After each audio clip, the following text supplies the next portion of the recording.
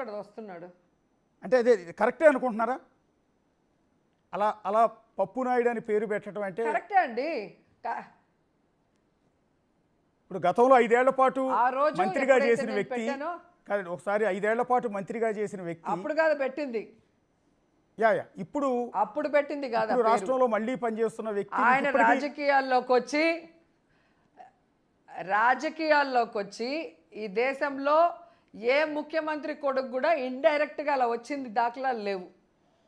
ఇండైరెక్ట్గా వచ్చి ఏ విధంగా భ్రష్టు పట్టించాడు పాలిటిక్స్ని, రాష్ట్రాన్ని ఎలా భ్రష్టు పట్టించాడు ఆయన తెలివి తక్కువ వల్ల. కాబట్టి ఆ రోజు అనాల్సి వచ్చింది. ఒకసారి మిగిలిన బయటలు కూడా ప్లే చేయండి. దాంట్లో బూత్ ఏముంది నాకు అర్థం కావట్లా. పిసిఆర్ ఒకసారి మిగిలిన బయటలు ప్లే చేయండి. చేస్తున్నా, నీకు ఇప్పటికే 55 ఏళ్ళు వచ్చింది గాడిదకి వచ్చినట్టు, నీకు ఇంకా 45 ఏళ్ళ టైం ఇస్తున్నా, అంటే జీవితకాలం ఇస్తున్నా. జగన్ సార్ చిటికెన వేల మీద ఉన్న వెంట్రుకను కూడా నువ్వు పీకలేవని నేను చెప్తున్నా. కళ్యాణ్ ఛాలెంజ్ చేస్తున్నా, నీకు ఇప్పటికే 55 ఏళ్ళు వచ్చింది గాడిదకి వచ్చినట్టు, నీకు ఇంకా 45 ఏళ్ళ టైం ఇస్తున్నా, అంటే జీవితకాలం ఇస్తున్నా. జగన్ సార్ చిటికెన వేల మీద ఉన్న వెంట్రుకను కూడా నువ్వు పీకలేవని నేను చెప్తున్నా. కళ్యాణ్ ఛాలెంజ్ చేస్తున్నా, నీకు ఇప్పుడు ఏం చేయగలరండి? నన్ను చంపగలరా? చేయగలరా? చేసే ధైర్యం లేదు.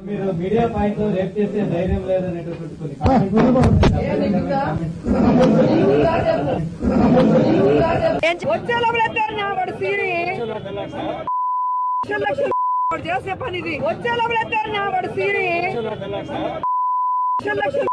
చేసే పని ఇది. ఎస్, అంటే జగన్ గారి చిటికెని వేలి మీద వెంట్రుకు కూడా పీకలేరు అనేది బహుశా ఒక మహిళ నోటి నుంచి సమాజం యాక్సెప్ట్ చేయదేమో కదా. ఛాలెంజ్ చేస్తాను, అంటే ఒక మహిళ నోటి నుంచి ఆ మాటలు యాక్సెప్ట్ చేయరు కదా అంటున్నా. నేనేది ఏంటంటే ఎందుకు చేయరు? మహిళ అయితే ఏమి, అబ్బాయి అయితే ఏముంది, దాంట్లో బూత్ ఏముంది?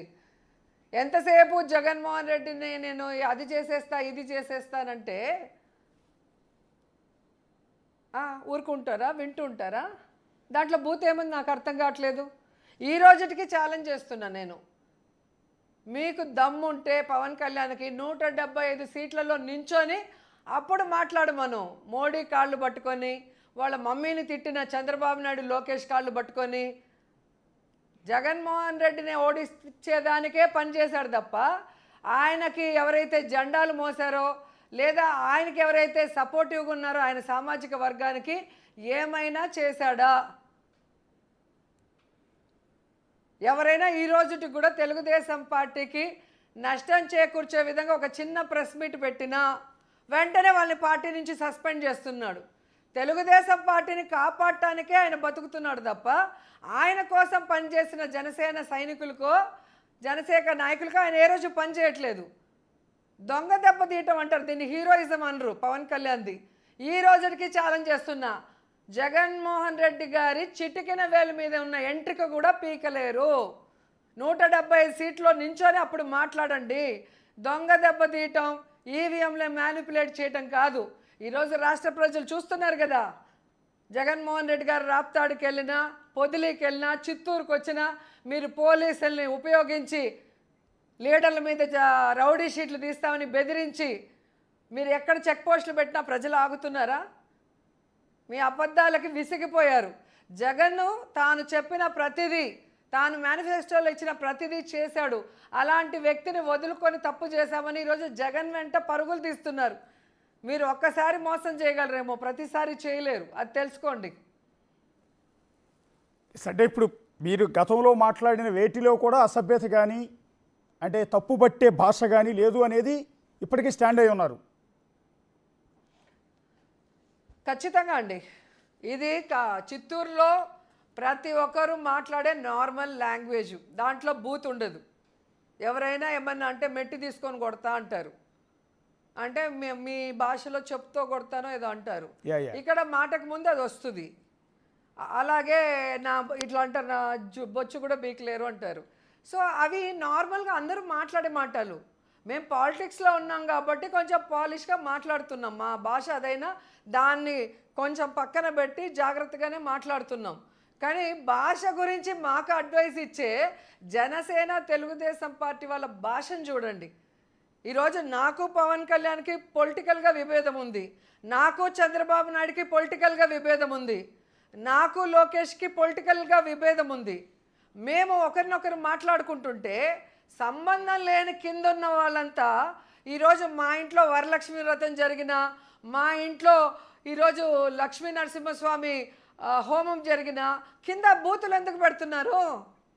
మీరు సంస్కారవంతులు కదా, ఎందుకు కింద బూతులు పెడుతున్నారు? బర్త్డే ఈవెంట్స్ కింద ఎందుకు బూతులు పెడుతున్నారు? మీరు మానసిక రోగులు కాదని అడుగుతున్నా. అంటే ఎందుకు మేడం, అంటే వైఎస్ఆర్ కాంగ్రెస్ పార్టీలో చాలామంది మహిళలు ఉన్నారు, ఒక్క రోజా గారు మాత్రమే కాంట్రవర్సీలు ఎందుకు ఇరుక్కుంటున్నారు? ఎందుకు రోజా గారిని మాత్రమే వాళ్ళు టార్గెట్ చేస్తున్నారు? రోజా గారిని రాజకీయంగా సమాధి చేయాలనుకున్నారు తెలుగుదేశం పార్టీ వాళ్ళు. కానీ వాళ్ళ దురాలోచన అర్థం చేసుకొని నేను తెలుగుదేశం నుంచి బయటకు వచ్చి జగన్మోహన్ రెడ్డి గారితో ఈరోజు అడుగులు వేస్తూ 2 సార్లు గెలిచి ఈరోజు మంత్రి స్థాయికి ఎదిగాను కాబట్టి కడుపమంట. అంటే ఇప్పుడు మీతో పాటు లేకపోతే నాకు ఆయనకి ఏమైనా ఆస్తి గొడవలు ఉన్నాయా? నాకు చంద్రబాబు నాయుడుకి లోకేష్ ఆస్తి గొడవలు ఉన్నాయా? కుటుంబ గొడవలు ఉన్నాయా? ఏం గొడవలు ఉన్నాయి చెప్పండి. అంటే మీతో పాటు విడుదల రజనీ గారు ఆ రోజు చంద్రబాబు నాయుడు కోసం పోరాటం చేసినప్పుడేమో ఫైర్ బ్రాండ్, తోపు, తురుము, ఈరోజు చెడ్డవాళ్ళు అయిపోయామా? మీతో పాటు విడుదల రజనీ మంత్రి అయ్యారు, పుష్ప శ్రీవాణి మంత్రి అయ్యారు, వనిత గారు బహుశా ఎంపీ అయినట్టున్నారు.